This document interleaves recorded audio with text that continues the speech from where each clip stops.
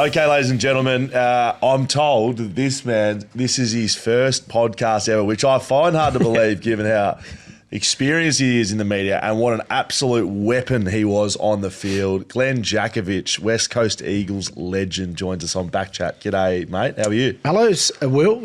Yes, it is my first time I've ever done a podcast. First time. Never done one. I don't know if that's true. I think I saw you on. I saw you talking to Wayne Carey a bit. Actually. See, I've been hitting the head too many times. Yeah, I did. I'm not calling you a liar. This is my second First good one. Yeah. That's right. I remember doing one with a duck. Yeah. Wasn't it? It was on the. Like And I did one with Corey McKernan. That was Zoom during COVID. Okay, so this is my third one. It's all coming back to me. Yeah. He's probably got his own podcast. BackChat powered by Paywise in season 2025. Jacko, we start every episode. You won't know this. I know you're not a sort of big consumer of podcasts and certainly not a big guest of them either. But the greatest sporting achievement we want to know of yours. Now, we know that you can play football, right? All Australians, best and fairest, games to West Coast, premiership player. You've done pretty much everything you can do as a footballer. We want to know your greatest sporting achievement not on the football field. I want to know what else you can do other than footy. Thanks to TABtouch this year. Greatest sporting achievement. Yeah, so, I mean, Dan Const. Yeah, see that trophy just behind me there? That's 5-16 Chewett Hill Cricket Club in a grand final. Dan also represented his country in Represented fistball. Australia, like you've represented the country before as well. Yeah. I haven't. I was a under-9s beach flag state champion in Victoria. I'd have to say the international rules in 2013. Oh, yeah. I was the Australian goalkeeper. Yeah. Goalie's a good spot as well. Yeah. I always wanted to play for my country. Yes. I played representative footy, state of origin and state footy. And we could never play for our country. I was envious of the baggy green, the Wallabies, the Socceroos. And I thought, I'm never going to represent my country. And then the international rules got momentum, I think, back in 98, 99, 2000. There's a couple of tours of Ireland that we heard more about what was going off the field than on the field. And then Were you on them? No, I still hadn't represented the country. And I remember I got asked to go on the footy show in 2003. It was here in Burswood. The footy show came here to Perth. Right. So they asked me to be a panellist. I went on and I think it was Stix Brayshaw, Gary Lyon, Sam Newman, might have been myself and a Dockers representative. I think it might have been Shawnee McManus. Maybe Pav was on there. But it was live at Burswood in the auditorium there. There was 5,000 people. It was pretty crazy. And then after the show, we went back and had drinks and so forth. And they did a snippet of Gary Lyon's speech the year before when they were in Croke Park. The night before they were preparing for Game 2, the Bali bombings had occurred in Bali. Right. And 202 Australians were killed. And John Howard, the Prime Minister at the time, they basically cancelled all international events. And then he did a backflip and said, we'll face terrorism and adversity head on as all Australians do. So the patriotic symbolism from, I guess, the country, representative sport continued. And Gary Lyon spoke about it briefly to the players and it was filmed. So, boys, I don't know how to handle this, but I'm just letting you know that there's a terrorist bomb that's gone off 12 hours ago in Bali and there's multiple Australians that are confirmed dead. We don't know the numbers. It's pretty chaotic. And all the news flashes and what do they do as a player group?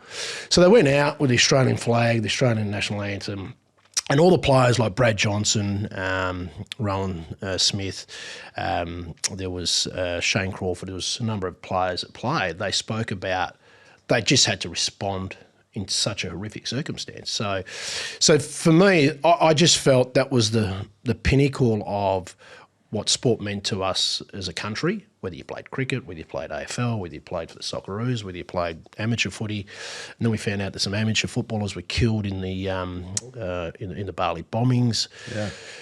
as it all unfolded. So it was pretty raw. And they got up and they beat the Irish in the wet, miserable. They got a last-minute goal and got up, won the series.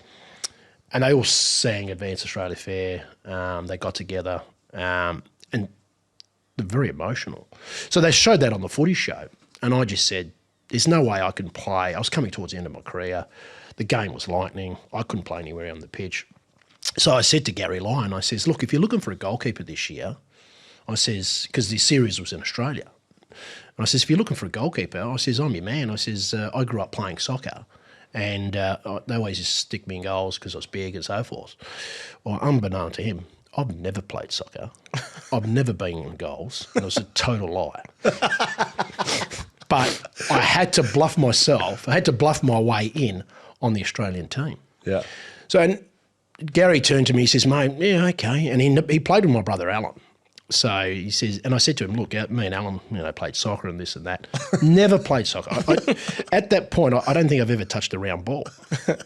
So 2 months later, I get a letter from the AFL because they pick a squad of 70 midway through the year. The series is in October.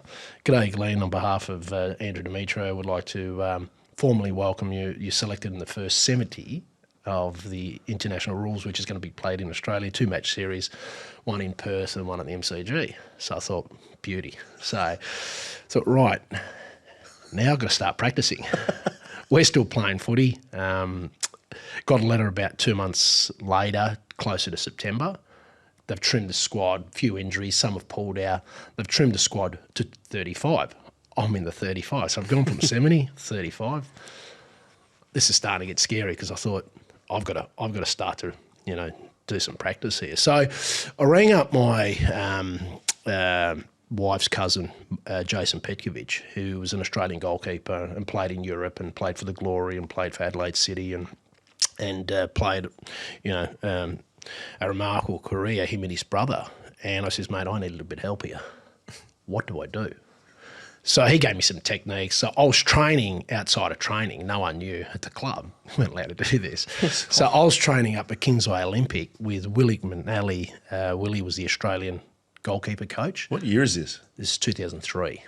So I'm training at West Coast, then rushing up to Kingsway, just doing technique work, learning how to, fall at the right time and, make sure the ball don't go through your legs, make yourself big, close the angles, watch the ball as it goes to the angles. So I picked up some good things and I just trained my butt off because I knew that I was going to get this position. We went on our footy trip, end of 2003. We went to the Gold Coast for about 4 or 5 days. Summer and Woosha came. I went up there. I took a ball with me, and whilst the guys were going out night time, in the morning I was getting up, going down the beach, just remembering some of the techniques he showed me. I was diving in the sand, falling in the sand with the ball and so forth. And then I got the final letter that I've made the final 23. So joined the pre-season camp early October, which was here in Perth and so forth. And didn't go all that well for me at the start because we played a couple of Irish expat teams here and they were just zipping them past me. So Jared Healy, Jimmy Steins, Stephen Silvani, they got a little bit concerned that maybe I had never played soccer before and what I was saying probably wasn't all that truthful. But I kept doing the work, and there's only one bloke that backed me in, and that was Gary Lyon. And he says, look, I know you've done a lot of work. I can see the look in your eyes. You want to represent the country. And he says, I'm starting you. So they had a backup with Clint Bizzle and they had a few other guys that just in case it didn't work out. And I'll never forget that night. It was packed, 45,000 people. They packed in a Subi Oval. And I just thought, get off to a good start. 5 minutes in, and I'm raking one out of the onion net. I've already let one through. Like a goal. But I still got a piece on it, deflection, top right-hand corner, off my ankle. And I thought, damn it, But anyhow, we got in the game and I had the back six. I had Campbell Brown, I had Ryland and Crowley, and they were just ball watching. And I just started absolutely getting into them. Don't ball watch, just play back shoulder defence because I had 1v3 and I nearly beat the 3. but I can't beat small Irish guys that are lightning quick, that have grown up on this sport since they were 5. I've been practicing for 5 months, not, 15, 20 years. So, and that was the only goal I conceded for the game, made some really good saves. But the funniest one was Brian Taylor was the keeper. I've come out. Commentator. Yeah, he was the commentator. And Jimmy Stein says, just make yourself big. If they charge you, just make yourself big, arms and legs, and just throw them out.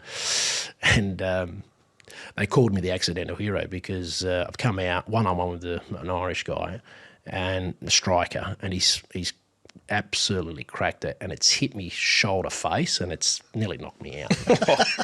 And Brian Taylor's on the main comment. Great save by Jakovich. How do you anticipate that? I'm looking around going, how did I save that? I don't even know how to hit it. So they called me the accidental hero, and then we won that game, went to Melbourne, won that game. I conceded 3 goals for the whole 2-test series, and their goalkeeper, who was on the Tottenham Hotspurs list in the Premier League, he was on a trial, didn't play, but he's on a trial, so he's a fair player. He conceded 4, so I conceded 1 less than he did. So I was pretty happy with that. So that for me, I put my hand up, I went for it, I risked everything of complete embarrassment, because if I don't get this right, I'm going to let the country down. Basically, that was, And from there, that big rivalry started with the Irish, and then the Campbell Brown, and, they bashed them up over in Ireland, and then they cancelled it a couple of years, and then they, smoked the peace pipe and come back. But you've done what you needed to do as a goalkeeper. That's my greatest sporting achievement other than footy. I like it a lot. And that's towards the back end of your career as well. So I was cooked, yeah. Yeah. That's why I had, I think, 9 metres either side in total, so, 4.5 metres either side of me. That was the space I had to worry about, and about 2.5 in front of me. That was it. I didn't have to run. It was the most exhausting game I ever came off mentally. But physically, I could have gone out and run a marathon because I hadn't done any work. Yes. I had no cramps, I had no bumps, I had no It'd be a bruises. bloody tough job. But it was the concentration for the full 90 minutes, whatever we played, I think it was. No, it's 15 minutes, so 60 minutes. It was intense because the ball's at one end, and then all of a sudden it's 10 metres out. They're coming at you, So I was just tracking the boys back, just make sure they go the overs, don't go the unders. So if that's the back end of your career, what about the start of your career? I know you're a South Freo proud man, and there was a lot of South Freo boys that, at the start of the Eagles, there was a lot of South Freo boys. What was that like, South Freo into West Coast, into a team that didn't exist when you were a kid? Yeah, it was interesting because I was a massive Carlton fan as a kid. We watched the VFL. We followed our West Australians that went over across Victoria, and the old adage is you watch the winners on a Sunday afternoon. And Peter Bozasto, Kenny Hunter went to Carlton, John Dorotich. So it kind of followed Carlton. They were the glamour club. They were always winning. They're at the MCG. They had their rivalry with Collingwood. So you just felt, hopefully one day, my dream was to play at the MCG. I just thought, this is the biggest stadium in the world. As a kid, you look at it and go, because we didn't have digital TV, we didn't have Foxtel, we didn't watch anything around the world other than Wembley Stadium. I knew because you watched the FA Cup at 2:30 in the morning on a Saturday night in May. Yes. And that was it. So the MCG was just mega, right? That was a place to try and get to. And then the Eagles came to the competition. And I was, I'm not going West Coast, I'm going to Carlton. I was just, pick-headed and, young and raw. And then West Coast picked me up as a priority pick, came to a club that, had no history, no culture. When I say culture, they developed their culture, but they had not a lot. Club was on its 3rd coach, 2nd CEO, 2nd football manager, mountain of debt, no home base, training at McGillivray, training at Subi, training at a couple of other different venues, fighting with Subiaco Football Club because it was their oval. So we had to, work through all those teething problems. But we were a pretty resilient group because we were always up against all these hurdles. There was a hurdle every week, every fortnight, then play. We had to travel, then planes were delayed, plane strikes.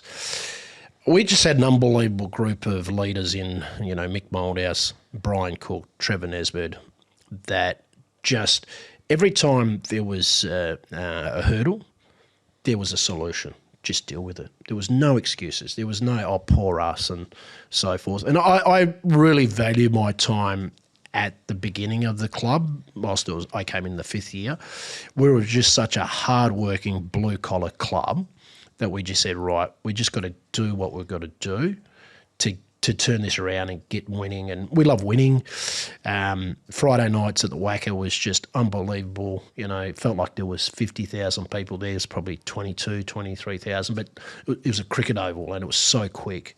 You got Peter Matera and Kempy, 22, 23, and they, haven't even hit their prime yet. It was like they're on ice skates. You just couldn't stop them, So I remember a few times I was just in awe and I'd got the ball and I kicked it to Peter Matera out in the wing and I've just sprayed it. I just sprayed it because I was just nervous.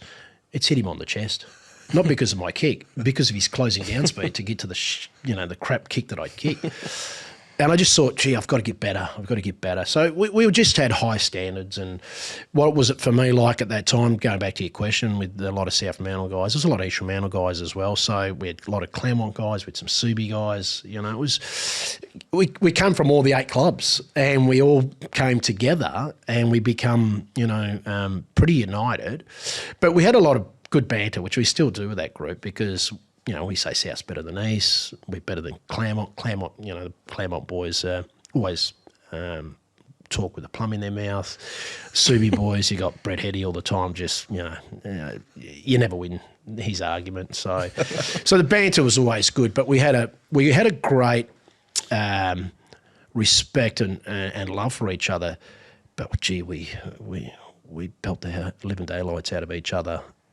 In training, our training sessions were just so brutal. They were so brutal. I've heard you speak about this before because, back in the 90s, you guys were known for your physicality, but also your endurance, your speed, like how fit you were. So was that off the back of training standards? Well, we had to get better. West Coast WA teams couldn't win in Victoria. That was no. And how do you break that mindset, You're not going to win in Victoria. But if you can win enough games here and win 1 or 2 away, we may play finals. That was the mentality of the board and, some key note holders or sponsors of the footy club. Whereas Mick just looked at that and just thought, gee, that's just really shallow thinking. We're in a national competition. So basically we concentrated more on our weights because when you looked at the Victorians, they were just big in the hips and the thighs. They just pushed us over. And as Western Australians, we were fleet-footed, light. We run on fast decks, never play in muddy conditions. So Mick went and got a stronger weights coach, Glenn Stewart, Matt Barber, and just we were doing weights pre and post training. Probably not ideal, but we did it like a small session before. We went out and trained for 90 minutes. And then post-training, we'd do JA circuit. We'd do, like 100 burpees with dumbbells on or, padded weights.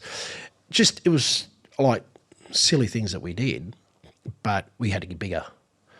Once we got bigger, once we went to, and then Mick had this mentality, let's go to the bully's backyard and push the bully around. He says, I don't care how well you play at Subi and the Wacker, because he says you got 30,000 people that love you. He says you go to Victoria and you got 30,000 people that hate you. So he wanted us to win more in Melbourne. And once we started to win more in Melbourne, that self-belief set in. And our best trips, my best games of football that I have fond memories are the ones that were under siege, the noise was deafening, suburban grounds, the boundary line was there, Cardinia Park. I mean, we played at Cardinia Park. We didn't play at GMHBA Stadium.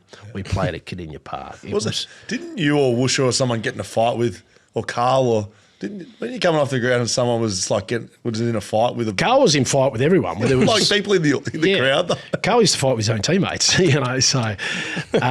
Because the Princess Park, Carl got assaulted. He got whacked. We won 12 straight, broke a VFL AFL record, the best start in the history of the game. And then we played Carlton at Princess Park, lost by 3 points. I mean, we've been up for a long time, and they got us. And the fans ran out on the ground.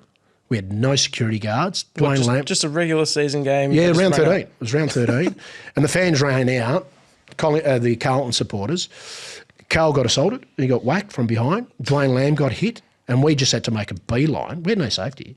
We just made a beeline. If you remember the old race, it was like an S bend and went down at Princess Park. And then they're on top of us. The abuse they were hurling at us, spitting on us, throwing things at us, bottles hit us in the head. And instead of feeling sorry for ourselves, Mick tore strips off us, you know. We lost our first game. We're 12-1. But he says, you let the outside noise get hold of you. You could see it. We're up. But you could sense the crowd was sensing our first loss of the season, and it was going to happen. But he addressed it really quickly post-game. And not so much tore or stripped off us, but he was not forgiving that we lost that game. It was a winnable game. So that was his standards. So we knew when we were coming off, you knew if you played a good one or if you played a bad one, collectively as a team and individually. So his standards were so high. So we just spoke about training, and Dan was doing a bit of research. Yeah. We like to be well researched here at BackChat. Yeah, we found some footage of you guys. I mean, you talked about how you're trying to get bigger and better and stuff like that. But this was like an interesting video that we found of some of your training techniques. What is going on there? Where did this West Coast Eagles moped come along? Can you just explain what's happening here, Jacko, just for listeners at home, please? That was under Woosher, coach. So my last couple of years. So that's when you got Embers there, you got Juddy, Cuz. So they're Vespers, aren't they? Yeah. They became a sponsor of the footy club. So there was a little promo shoot on the thing. So me being the teenager that I'm still behaving like, I jumped on one and started, driving around on the oval. The groundsman wasn't too happy. So I was trying helmet. I was trying to rip it up a bit, but they're only like, I don't know. They're just a That was very, very good. Interested to know when you started getting big matchups, because I think people from we got a national audience here, and people in Western Australia know what a great footballer you were, but from a national side of things, I think people remember you with the huge matchups, Carey being one, but you used to get best players, especially the highest. When did that start happening? Third league game was Carlton, Princess Park, round 13, 1991, the one we lost. I'm playing on Stick Skirnan. Right. And kept him down 1 goal. We lost by 3 points. Come back, game 4, Stewie Lowe, Subiaco Oval, Plugger kicks 9. I'm playing on Stewie, big buckets. Yeah. Then a couple of weeks later, I played on Barry Stoneham, was the All-Australian that year. And then played on Paul Salmon later that year. So I was just getting, Mick was throwing me on those guys, and Ash McIntosh was playing. He was playing on a couple of players. I'm not sure if you know him, but one was Dunstall, then Modra, then Ablett. Yeah, that's who Millie was getting. So I thought, gee, hell of a responsibility for 2 19-year-olds to be playing on these guys. But, we did okay on a couple. We got torched. Playing our 3rd, 4th, 6th league game. And I just remember playing once, and Mick came off. We won. I got torched in a quarter. Was playing on a good player. And one-on-one, right? And one-on-one, and, Stewie Lowe was just a monster, and they called him Buckets. And I had a pretty good game on him, but he got hold of me in 1 quarter. And Mick the standard, just once again, he says, what happened in that quarter? In front of the whole group. This is post-game. And I says, I was pretty nervous to speak.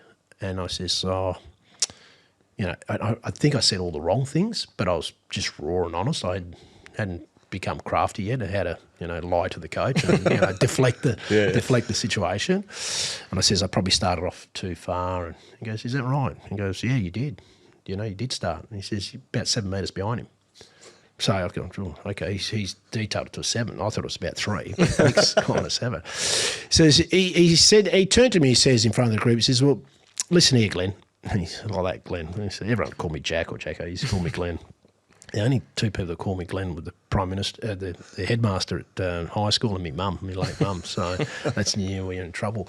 But he said, you better learn to find a way to beat these guys, because he says you potentially could be playing on them for the next 10 years.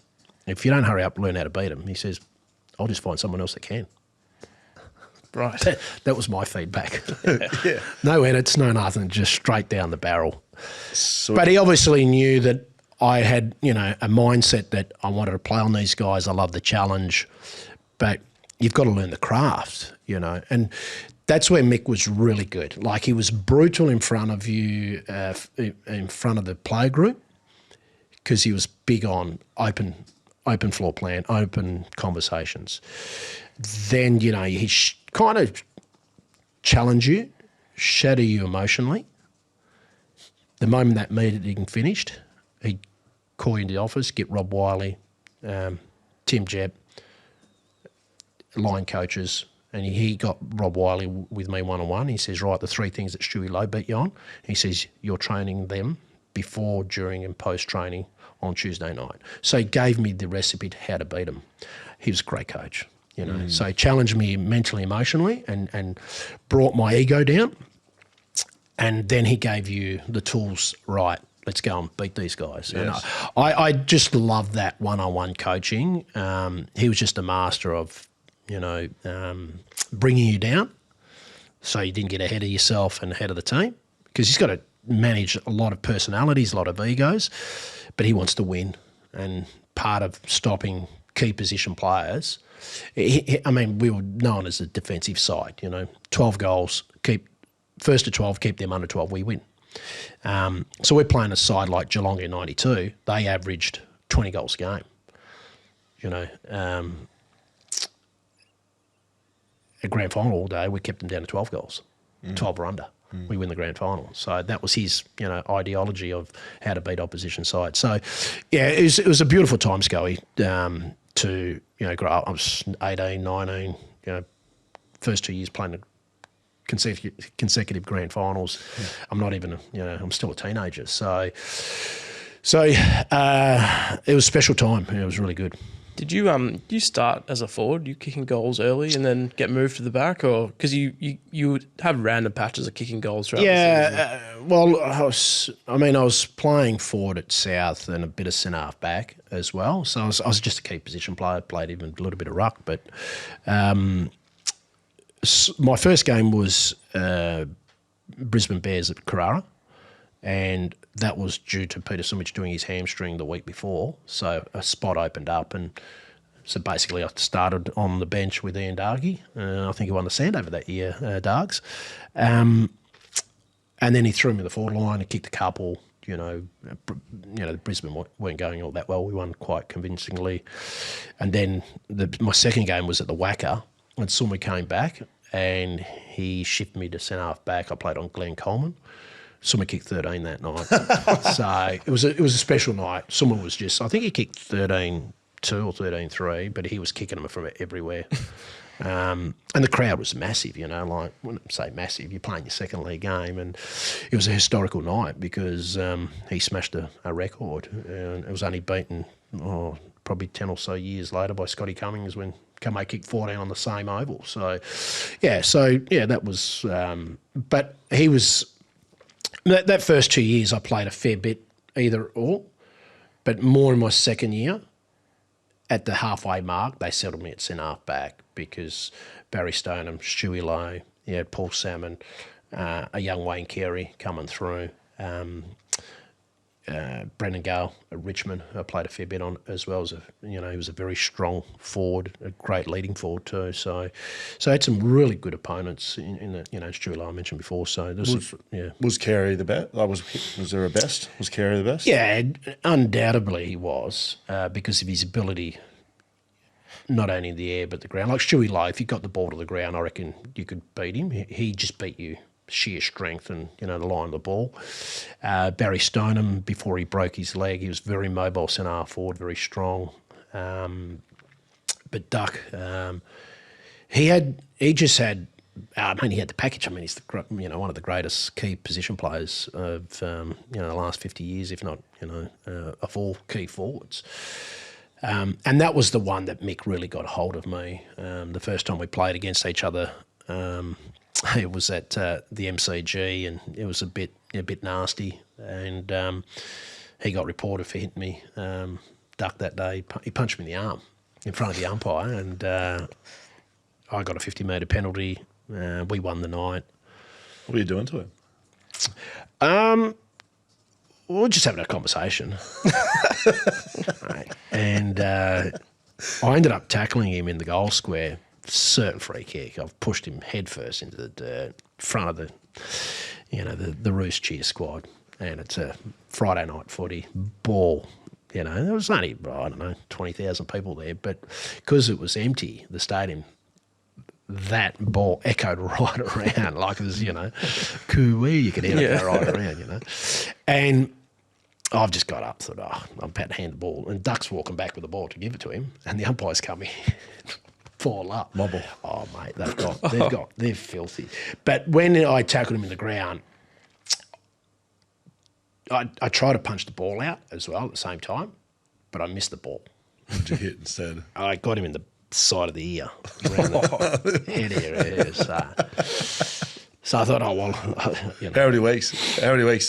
So he got up, and he's just punched me straight in the right arm here in front of the umpire, and the umpire's just saying, it says, how dumb's that? Free kick, 50-metre penalty, and he's come over, and the old days, they push you back to look at your number. It's a report. He's got reported, so we're into each other, and after the game, he said to me, we shook hands, we won, and I was pretty into his face, and I went up, shook his hand, and he said to me, he says, those who live in glass houses should not throw stones. Never heard of the saying. Never heard of it. I didn't know what it meant. I had to go, I was asking, worship, what does that mean? We won the flag that year. The following year, Friday night footy, they're undefeated. They've got off to a flying start. Dennis Pagan's first year, played at the Wacker, and I thought, okay, I think I remember what he said about that.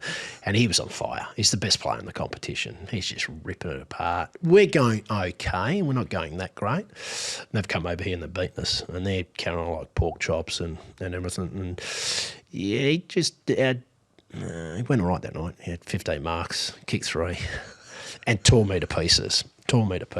And I just remember after the game, I thought, we're going to cop the bake.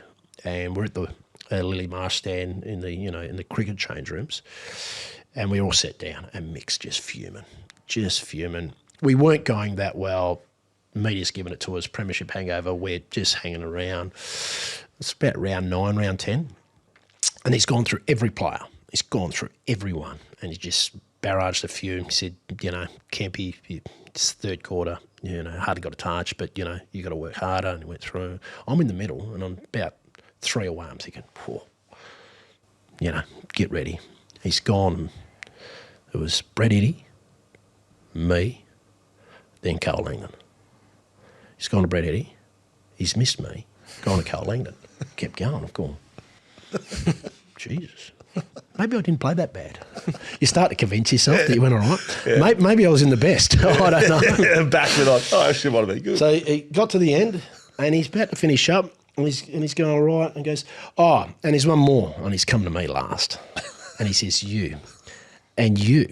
He says, all the press you've been getting lately, he says, it's gone to your head. He says, and I was going all right. I think, I might have won. I think I won my first best and fairest that season. And he's gone to me and he says, and it's basically my first full game against Wayne Carey. The year before, I only played on him a half when we had the little incident and he punched me in the arm. And he says, see that guy you're playing on? And he says, he's going to be one of the greatest players ever.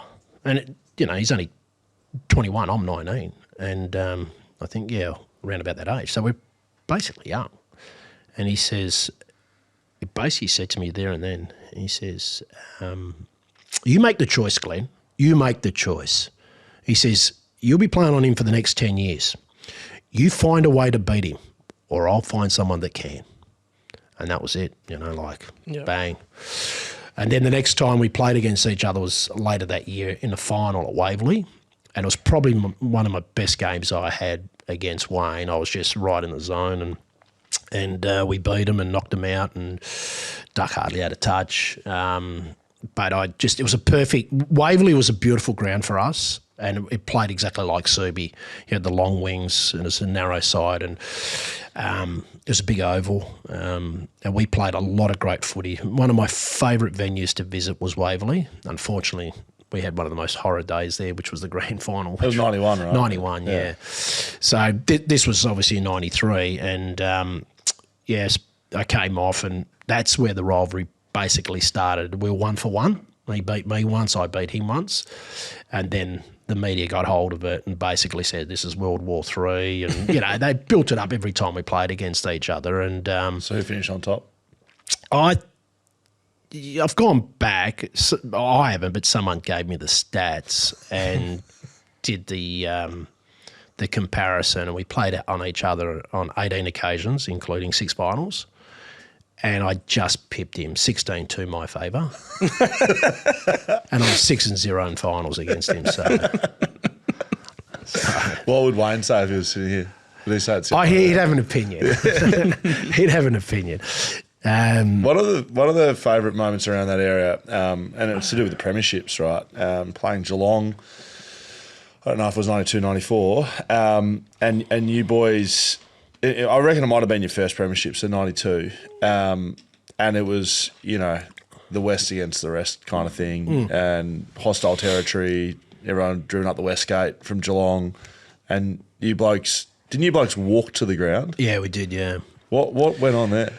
So weren't you doing a warm-up or something? Yeah, grand final. I mean, we lost it the year before, second grand final row. The pressure was intense.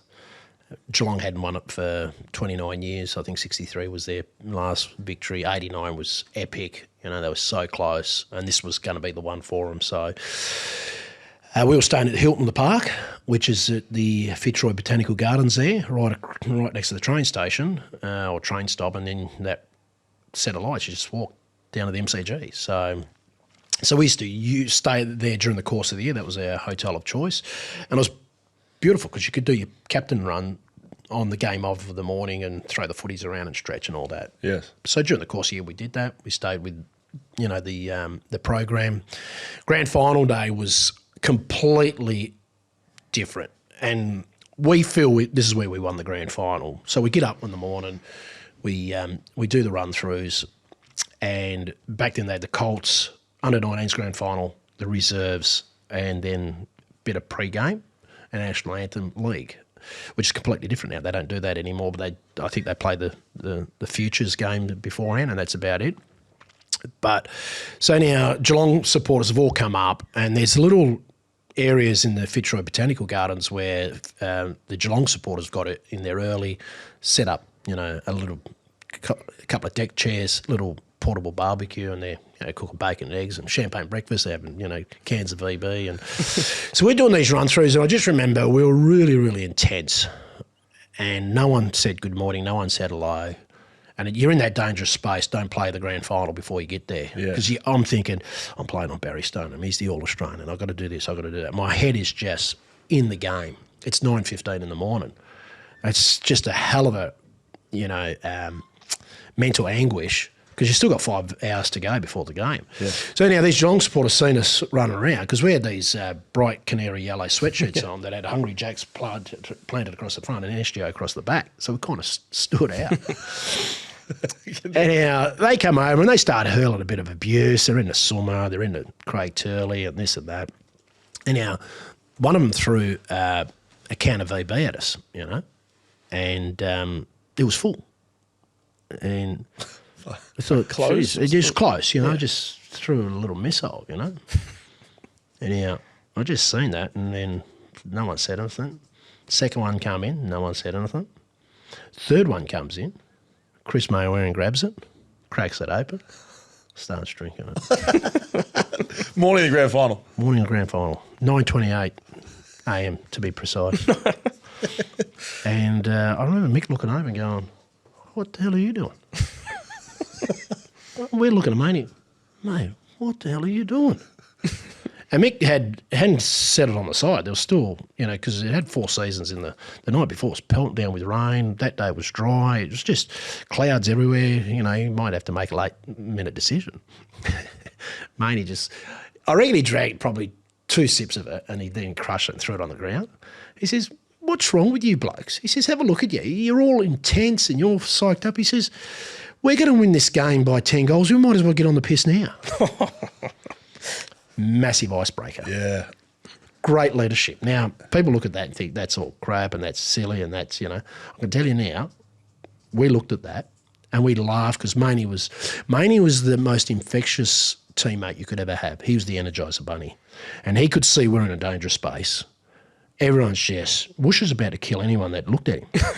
It's 9:28. Whoosh, you can't have any bearing on the game. We're going to get to the game and we're just going to have lead legs, because we've just the anguish and so forth. Everyone was pretty zoned in. And anyhow, for the next 2 hours, we were just giggling, we were talking. We forgot about the game. Perfect. Went up and we had, brekkie. Then we came down and now it's getting serious because those guys that have had 3 cans of VB, 2 hours later, they're probably into their 9th or 10th. We get down. We're in the foyer. This is it. This is our moment. And what we should have, we decided to walk over because you couldn't get a coach. You couldn't get into the MCG. Yeah. So we just said, during the course of the year, we had 4 games at the MCG, I think. So we just walked across. But this day, when we walked over at about 12:30, there's about 60, 70,000 people all outside, and they seen this team. This is the opposition team. You still in your canary yellows? We had the full matching tracksuit now, so we stand out, and we got travelling party of about 35 with all the support staff. Mick, Rob Wiley, you had Serge Miller, you had Bill Sutherland, Hank Glody. So we're walking down, and we reckon this next 7-minute walk from the street lights, we went down to the main Olympic stand. And I think it's the Betty Cuthbert entrance. And we went into the Olympic stand and we had the turnstiles. And, mate, they're giving it to us, the Geelong supporters. And when you look at it, there's some guy could have just come on, king hit Peter Matera. Yeah. We had no protection. We had no security guards. We're just walking to a game of footy, which is AFL Grand Final day. Yeah. We get to the turnstiles and the Geelong supporters, cheer squad, were going in at the same time. You talk about fate, at the same time. So they're giving it to us and we go, man, this is exhausting. Let's just get to the game. And they were handing out these stickers and they were yellow and blue. And apparently they printed them moments after the grand final the year before when we had lost. And it had West Coast Wankers. And they were handing it out to all pro-Victorian, all Geelong supporters. And we all looked at that and no one said anything. And we went in, got changed, ran out. Woosha goes and tosses the coin. And Maney took the last huddle. And Maney basically said to the group, listen here and listen clearly. There's no way in the world we're sitting in the middle of the oval 2 years in a row watching someone else run around with a cup and medals. He says, let's go and fulfil a boyhood dream we've had since we were 6 or 7 years of age. So he broke it down to the simplicity of it. And that's what we wanted to do. And it took me back to, like I said, when I was a Carlton supporter, I just wanted to play at the MCG. And here it is, my first grand final in the MCG, because the year before it was at Waverley, because they'd redeveloped the southern stand. And now this MCG is starting to look spectacular. And Maney took the last words and, it was an epic grand final. It was very combative. Pikey gets knocked out. Today's concussion protocols doesn't come back on. He comes back on, tags Buddha Hocking out of the game. Unbelievable performance. Brad Eddy goes in the middle. Gets 27 touches as a half-forward flanker. Unbelievable game. Big game performer job he was. And then the heroics of Peter Matera. It was just, it was brilliant. We're 8 goals to 3 down. Buddha Hocking has a shot, hits the post. They're about to go. Is that right? 9 goals to 3 up. Is that right? They're all over us. They're all over us. We just had to weather the storm. And we just stayed patient. We stayed to our defensive processes. And Geelong threw the kitchen sink at us. And little Tony Evans kicks 2 just before half time. Mitchell White, who came on, he just disrupted them.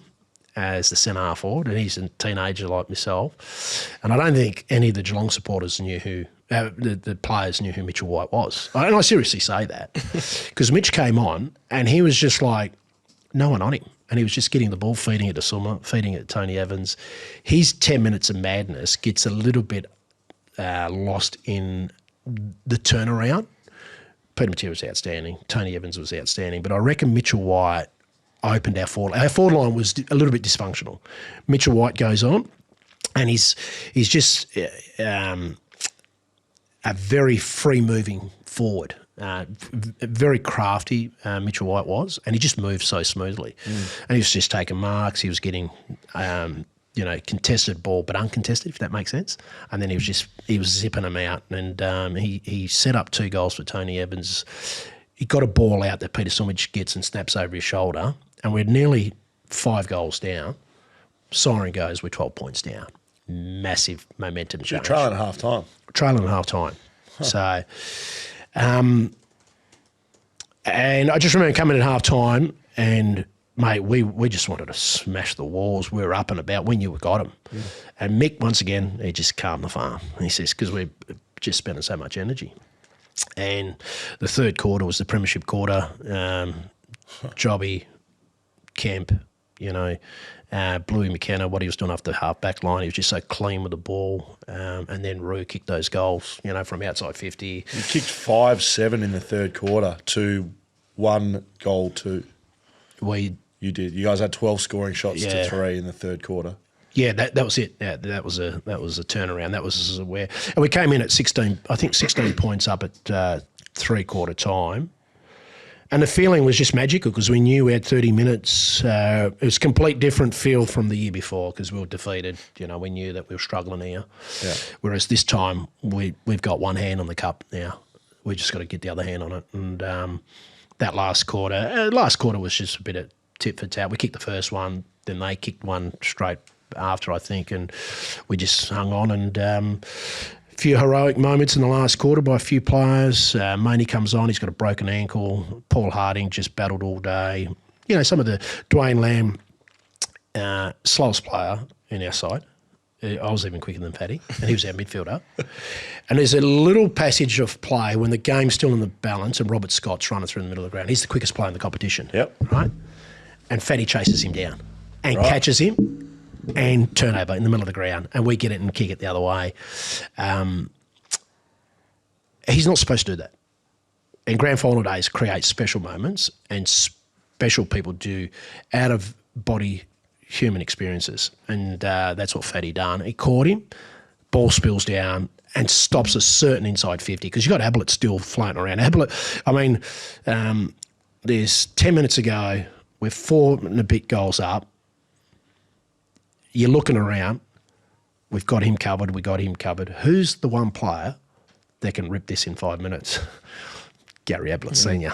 So we were still very focused on making sure we stopped the supply, because if he gets a 1-on-1, no one's going to stop him. If he gets a 1-on-2, 1-on-3, he's still going to get it. So we just had to make sure what we did upfield.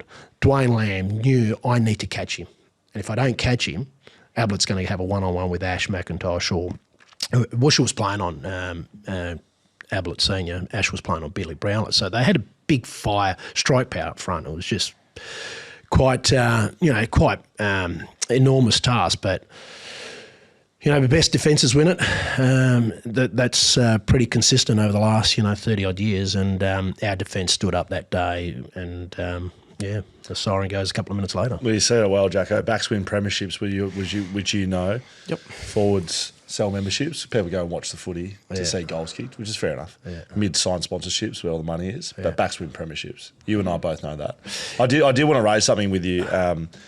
You are on the All-Australian Selection Committee, and I wouldn't mind just picking your brain on that a little bit. Right? Oh, no. I don't want to know about the team. I want to know actually how you do it. But given you're sort of involved in one of the awards, which is the All-Australian stuff, like we've created the Jack Buckley medal, which is the best backman in the competition. Yes.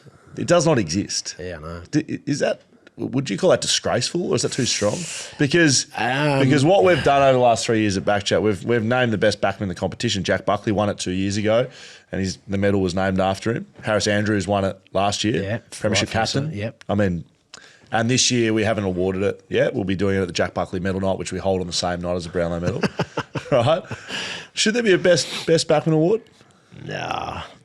Yeah, I think there should be a best defensive player. I mean, if we're following, a lot of the, the American type awards and or just giving credit where credit's due. Yeah, I think so. I think it's time that the AFL should look at it as the best defensive player of the year. There's midfield, there's Brownlow, Coleman, best on the grand final, there's coaches award, there's MVP, there's players award, there's players player, there's most courageous. Yeah. What? No defensive award. Yeah. No, I'm with you. I think the AFL should seriously look at it, and the Players Association, they should drive it. They're the ones that should push it.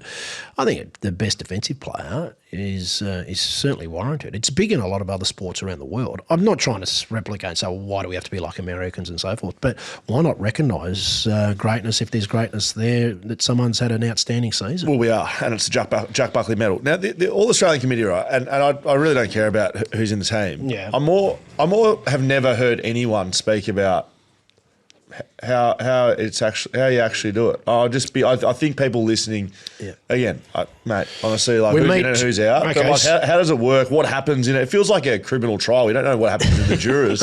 What do you guys do? Like, how do you do it? Yeah, so there's 9 selectors, and Andrew Dillon's the chairman, but non-voting. So he just chairs it, makes sure there's some unity, and we get, the program right. So we meet 3 times a year. The first one is after round 10 or 11, and the clubs nominate players. Right. We'll go through Adelaide. So Abby Holmes does Adelaide, let's just say, right? So she'll go 4 players. Yep. And the reasons why, going really well. Riley Thilthorpe's taken 25 contested marks. He's kicked 20 goals. Are there ever any players not on that list that you guys think were wise, and why have they been? So Abby will put up 4 players. Adelaide have put up 5. And they're generally quite close, you know. So we're on the same path. So Adelaide, Carlton, Collingwood, Essendon, Geelong, so forth, and you go down the line. So obviously me and Pav will do the WA teams, but we'll pipe in for our specific position. So if I see a good defender at Adelaide that might have not been mentioned, that's my responsibility. Eddie Betts' his responsibility, small crafty forwards, forward line pressure. If there's 2 players that are neck and neck for a position, this is later on in the year, well then champion data sitting on the meeting, and then we get relative stats. So, but our responsibility is to make sure we watch as much football as possibly we can. So I try and watch 5 or 6 games each weekend. I can't do all 9 because life, family, kids and so forth. But one I enjoy, and then we pick a squad after the first meeting, which is around about the 55 mark, 50, 53, depending, You'll see the next time we meet is the most serious meeting, which is after round 22, round 21, 22, depending how it all lines up. Some of those at round 12 may have dropped off, got a season-ending injury, so it starts to filter out. And then you've got some latecomers that have had a massive surge. That weren't in that initial. They weren't like this year. Marcus Bontebelli missed the first 5, calf. So it wasn't really a consideration in the first meeting. Come second, he just had about 8 consecutive games, BOG. He was just the best player in the competition. So basically we said, well, that's why I probably put him on the bench. He didn't get a starting lineup because he missed those 5 games. But the minimum criteria is 16 games, so you've got to play 16 games to be considered. And then that second meeting is quite intense because we've got to get it down to under 50, around about 44, which is the squad. Yeah. So you got the squad announcement. So we try and do 18, 12 and 12, roughly like that with your backs and forwards. Doesn't have to be exactly that, but you've got to have a good proportion that you've covered all the games.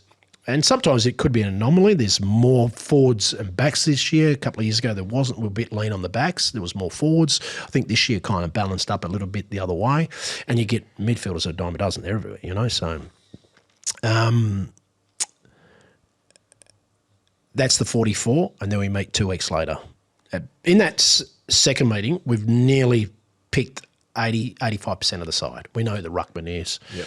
We know that, Jordan Dawson's probably going to be in the guts. Jeremy Cameron, is your key forward. Riley Thilthorpe at that time was locked down. So, those two were in their positions. Jack Gunston was coming home and kicking strong, kicked a lot of goals. So you got to get your balance right and so forth. And then we do the last one on Zoom. And we pick the final side and pick the captain and the vice captain. And we settle on the squad of 44, which is big in the sense of recognising, and that came in about 5, 6, maybe even longer, to recognise how close some guys got. Yes. And clubs like Fremantle had 5 representatives in the 44 this year, 2 got in the final 22. So Freo, really had an impactful year with some players that dominated. Whereas Hawthorn, they've been, really consistent in the last 2 years. They've only had 1 or 2 or 3 in the squad, and 1 or 2 only make the final team.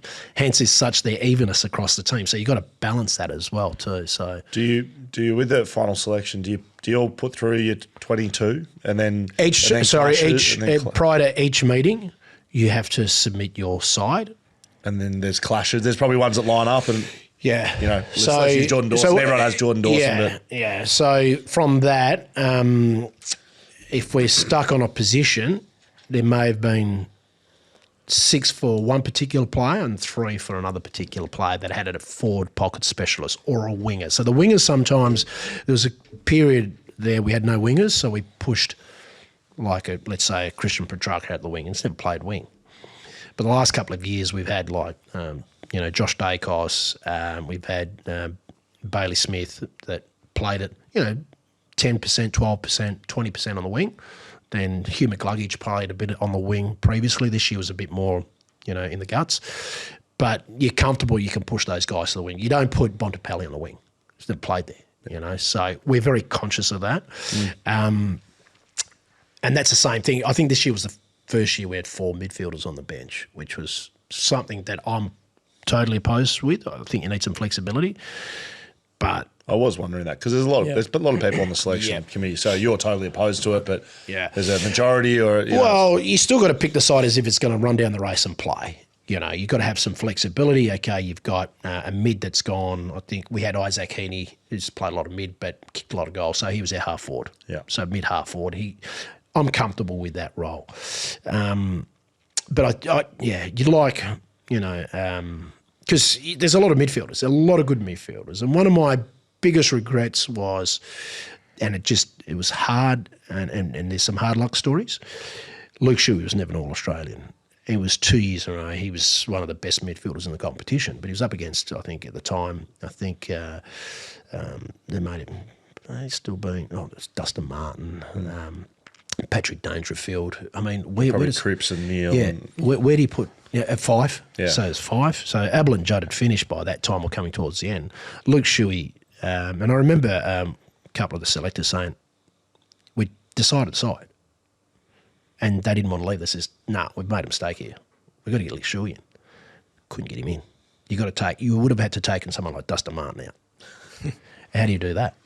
So that's the hardest part. And we get criticised every year, get absolutely torn strips off. How come you didn't put Luke Shuey in? I said, okay, we'll take Dustin Martin out.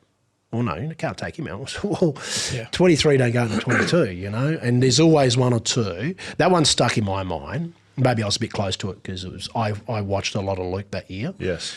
And watched a lot of West Coast and Freo. And he was in the best 2 or 3 midfielders in the competition. We just couldn't even get him on the bench, So that was. I remember Cameron Ling. He was like Devo for him, and then he couldn't get him in the All-Australian side. So now that's the way it goes. Sometimes. How do you pick a captain? How do you pick the captain? It's an interesting one. This year we got absolutely. I didn't think it was that much of a big deal, but I'll declare I'm a big advocate for this, and it was something that was brought in. Many, many years ago, about the prestige of, playing in, getting selected in the All-Australian. So we had 4 captains this year, right? So Bontempelli, Max Gawn, Jordan Dawson, and I think there's another one there. They actually captained their club. Yes, Harris Andrews. Harris Andrews. So to save face, you know, and this is a Kevin Bartlett footprint, and I had a lot of time and still do. His knowledge, and you know, when I was young coming through as a selector, Kevin Bartlett was big on this, and one of his regrets was that they never made Nathan Buckley captain. He was a 7-time All-Australian, great captain, great player, but the longevity of his career of greatness, he kind of introduced this unwritten rule that we should reward for greatness and give them the captain. So they look on their mantelpiece and say, gee, I captained that side that year.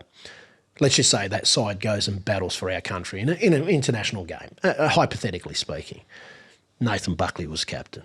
Wayne Carey was captain. You know, Steve Silvani was captain. Buddy Franklin, never a captain, never in the leadership group, never wanted it, 8-time All-Australian. For me, to reward, I think who's going to be a legend of our game, an automatic Hall of Famer, Buddy Franklin, we made him captain. I think there's some, it's like a reward for a bit of sentiment and a bit of prestige. I'm big on that. So with Jeremy Cameron, I mean, he's been a star for a long period of time. We've done it for Tom Hawkins. We made him captain. There was a few little people who said, oh, well, he's not a captain of his footy club. So, you know, we've made him through greatness. And as he got older, Tom Hawkins, I think he was 34 when he was an All-Australian. I think 33 he was an All-Australian. Yeah. He just got better. He's probably the most unselfish full forward I've ever come across. Like the amount of goals he could have kicked. He kicked 800 goals. But towards the back, and that's probably the Geelong footprint, how selfless they are and how successful they are. And I've watched and admired Tom from afar, thinking, you know what, and that was kind of raised, and I think he was proud to say that he captained. Played 300 league games. Yeah. 5-6-time All-Australian. Stamp it, make him captain. It's no big deal, right? Jeremy Cameron, the same thing. Greatness, on the verge of possibly kicking 100. Not the fact that he will or doesn't make any difference, but his longevity, his consistency of elite performances, I reckon we should recognise that. Or we'll just make Max Gawn captain. And everyone goes, okay, well, Max Gawn is captain. Well, he's been captain before, share it around. Nat Fyfe just retired, all right? We made him captain one year because there was a 4 or 5 year period. He was unplayable. He was the best player in the competition. Yeah. He won two of his Brownlows. I think he was close another time. He was just unplayable. He was the best player in the competition for 5-6 years. We made him, you know, that was raised, made him All-Australian captain that year. He was captain of his club at the time, he may be. I'm not sure. I'd stand to be corrected there. I think maybe Pav was still captain. Yeah. I don't think he was a captain of his footy club. But he was the best there. But he was the best player. And I reckon if you're the best player over such a long, not just for 1 year. So Jordan Dawson's probably arguably one of the best players this year. But he's only really done it for 2 years, hasn't he? So it's got some legacy sort of thing to it. That's the word I was looking for. Thanks for that. It's a legacy. I personally picked Harris Andrews because I reckon he's, over a long period of time, he's a premiership captain. Jack Buckley medalist. Yeah. That's back in the competition. So I think he was my first choice and Cameron was my second. But I'm very comfortable with the decision. I'm very proud of that decision. That's the path we've gone for legacy. And the rest, well, so be it. If you want to criticise that, you know, I think our game's got to have prestige. Just don't go with the generic and say, oh, well, he's not a captain. Well, so what if he's not a captain? He's the best player and one of the best players that we've witnessed, not in the last 12 months, over the last 5, 6, 7 years. Yep. That's what it's for. I love it, mate. Great insight. You're a bloody good storyteller, so I know you got to get back to work. So we appreciate you coming in. Before we let you go, I was going to ask some rapid-fire social media questions. Right, so I can't get big long answers out of these. All right, yeah, I do. And I'm going to ask the first social for me because I've been wanting to put this on tape. Yep. And we can't get 10 minutes out of you, Jacko. All right. You got to keep it tight. Yes, okay. Right? It's a two-part question. Which this is from Will Schofield on social media. Out of 92 and 94, which was the best team? Which was the best team? 91 was better than all of them. No, well, not 91. Premiership sides? 92, 94 is more complete. Okay, so if 94 and 18 played against each other, 94 at their best and 18 at their best, Who wins and why? We win by 1 goal. One. Oh, so it's tight. Who do you play on? Do you play on Kennedy or Darling? Jack Darling, I think. Who takes Kennedy? McIntosh. Ash. Right. So you get no goals between us. So who do I play on? I was full back in that game. Summer. Oh, I don't want to play on Silver. I think Silver kicked 10 on me. I might have to Gov come back and help out. It's a good chat. Good chat. Be a good midfield off. Yeah, but Shuey, Yo, Redden. that's why I showed the respect. We only beat you by a goal, but we're all in our 60s now. What I'm saying, you're not playing when you're 60. Half my side's in He's got him. half my side's in their 60s, mate. So we may struggle a little bit. All right, I'll take that. I'll take that. Very good, Jacko. All right. Midfield would be Yowie and Luke Shuey. Yeah, they against what, Maney and Kemp, wow, that'd be good. Matera. Maston would have to go and play. He Matera. plays on Matera. Yeah, that'd be a good run. That'd be a good race. Simo, photo. What's the most amount of Carlton Dries you've put away on a sportsman night? It's a bit quirky over here at Scotland. Probably a dozen. That's a lie. That's before Q&A. Yeah. It's in the green room. John Dawson. Who do you think should be the next Eagle to be put into the AFL Hall of Fame? John Worsfold. Nice. SLW Meg. What do you think of the current coaching and club culture, not just the players, but overall management of the club? You said to not ask you about it. You can move on. Yeah, that's A work in progress. nice. Yep. Liam Golan 1. What do you do in your spare time these days? Fish. Okay. Tetlow 86. Have you ever been offered a coaching role with any football club post-career, and would you want to be a coach? Yes. Claremont asked me to coach their Colts, and South Fremantle asked me to coach their Colts straight after I'd retired. But no, I went down the media path, and then I was coaching in the National Academy program, which I loved. And then I coached my young blokes side, which I enjoyed that as well, so it was good. This is from Steve Govrocco. What are you benching at the peak of your career? It's your max bench. 1 arm or 2 arms?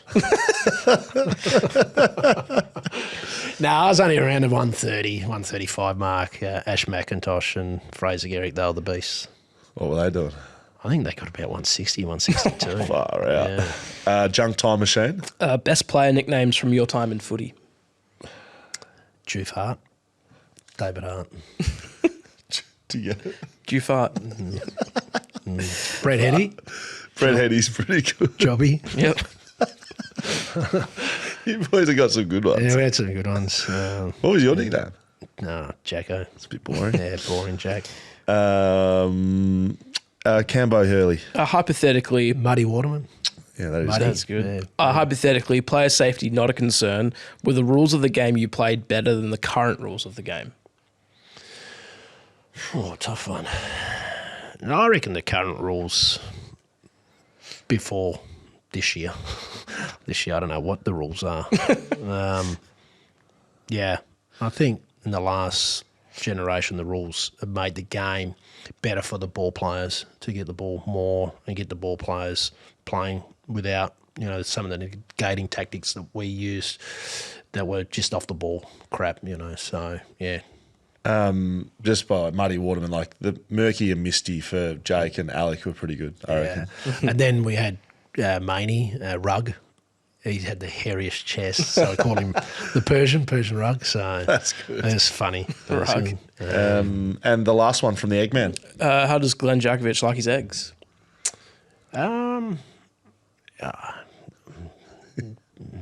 Yeah. Every which way you can make them. I love eggs. I actually have a lot of eggs. I eat a lot of eggs. I would just give the insight. I've seen Jacko go to work at a few buffets over the years and media center. You can eat scrambled eggs can and put them tomato on. sauce. Yeah.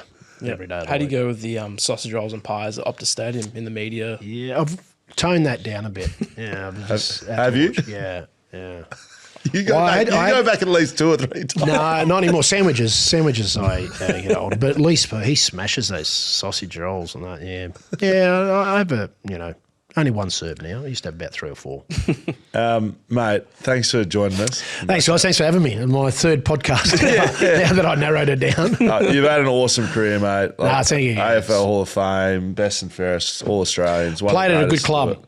And you're a backman, which Yes. makes it all the more important, mate. Thanks, Go. Thanks to our sponsors, Paywise, for the season this year, ID Athletic, TABtouch, Whippersnapper Whisky, Mamba Digital, Shelter Brewing Co, Leadable Precinct, Camera Electronic and On One Services, bringing you the shows. You can find all of that at backchatpodcast.com.au. That is Glen Jakovich. Thanks, mate. Thank you.